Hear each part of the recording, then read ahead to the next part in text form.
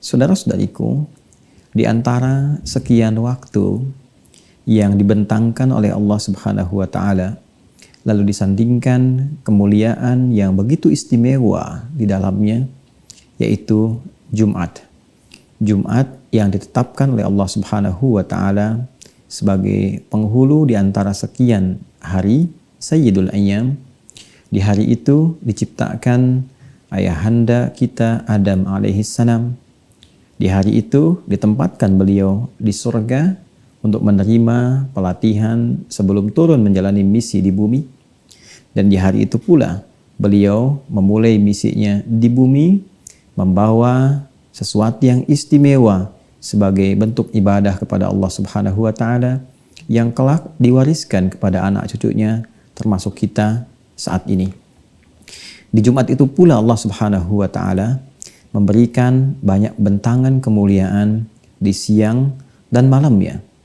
Bahkan Allah spesifik memberikan kesan keutamaan dengan menurunkan Quran surah ke-62 dengan namanya Al-Jumu'ah dan memanggil setiap insan beriman untuk bisa mengoptimalkan ibadah di hari Jumat ini dengan meningkatkan zikir kepadanya. A'udzubillahi minasyaitonirrajim. Bismillahirrahmanirrahim. Ya ayyuhalladzina amanu, hai seluruh yang beriman kepada Allah tanpa kecuali, idza nudiya lis-salati min yaumil jumu'ati fas'au ila dzikrillah wa dzarul bai', dzalikum khairul lakum in kuntum ta'lamun. Hai seluruh insan yang beriman tanpa kecuali, jika telah diseru kalian semua di hari Jumat itu untuk mengingat Allah, menunaikan sholat, beribadah kepadanya, maka bergegaslah bersiap dengan sempurna. Respon seruan itu, tinggalkan aktivitas jual beli atau berbagai hal yang menyertainya. Dan itu semua akan lebih mulia, istimewa jika engkau lakukan walaupun engkau barangkali belum mengetahuinya. Saudara-saudariku, untuk menyempurnakan kemuliaan-kemuliaan yang dimaksudkan, Nabi SAW bahkan merinci malamnya, siangnya, bahkan 24 jamnya dengan bentangan amal soleh yang mungkin kita optimalkan. Inilah yang ingin kita utarakan di antara sekian sunnah-sunnah untuk menghidupkan Jumat, baik malam ataupun siangnya. Yang pertama, kita bisa hidupkan dengan memperbanyak bacaan Al-Quran. Ada surah-surah yang bisa kita pilih, ada hadis-hadis juga yang menguatkan kepada kita untuk mengoptimalkannya. Seluruh ayat Al-Quran, surahnya mulia.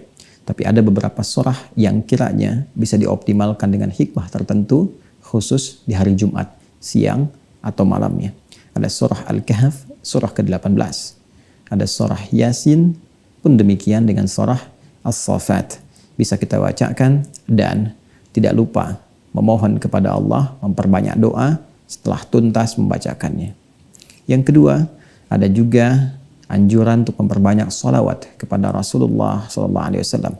Diharapkan dengan sholawat itu tidak hanya menambahkan 10 kemuliaan bagi kita, tapi mendekatkan diri kita dengan Allah Subhanahu wa taala, mendekatkan diri kita dengan Rasulullah SAW. Kedekatan kepada Allah dan Rasulnya ini yang akan memberikan jaminan kebahagiaan abadi baik dunia ataupun di akhirat. Di hari Jumat pula ada tuntunan kepada kita untuk mempersiapkan secara sempurna penunaian sholat Jumat. Bahkan spesifik, Nabi membimbing kita agar sebelum berangkat bersuci terlebih dahulu, mandi, kenakan wewangian, melangkah yang baik, masuk ke masjid dengan sopan, jangan pisahkan tempat duduk orang, tunaikan sholat dengan tenang, dengarkan khutbah dengan fokus. Maka siapa yang bisa menunaikannya, Nabi tegaskan, dia berpotensi terampuni dosa-dosa yang pernah dia kerjakan di antara 2 Jumat.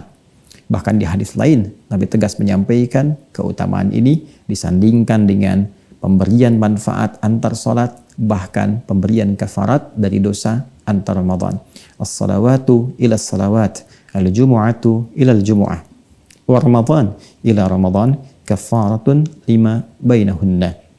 Salat satu ke salat yang lain di salat fardu itu. Jumat ke Jumat, Ramadan ke Ramadan, berpotensi menggugurkan, menghapuskan dosa-dosa yang pernah dilakukan di antara jeda waktu-waktu itu. Saudara-saudariku, yang keempat, ada sesuatu juga yang sangat mulia. Di Jumat ada sekejap waktu yang sangat singkat dan dihadiahkan oleh Allah kepada kita agar digunakan untuk berdoa. Siapa yang mampu memanfaatkan waktu singkat itu untuk berdoa, bertepatan dengannya, sesuai adabnya, maka terjawablah doa yang ia mohonkan.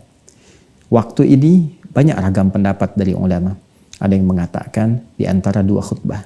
Ada yang mengatakan juga dan dikuatkan dalam beberapa riwayat waktunya ba'da asar menjelang maghrib. Maka biasakan berdoa, manfaatkan malamnya, subuhnya, siangnya, sorenya, menjelang ke maghribnya. Minta kepada Allah. Boleh jadi di antara sekian doa itu, itulah yang bersamaan dengan waktu yang dijanjikan.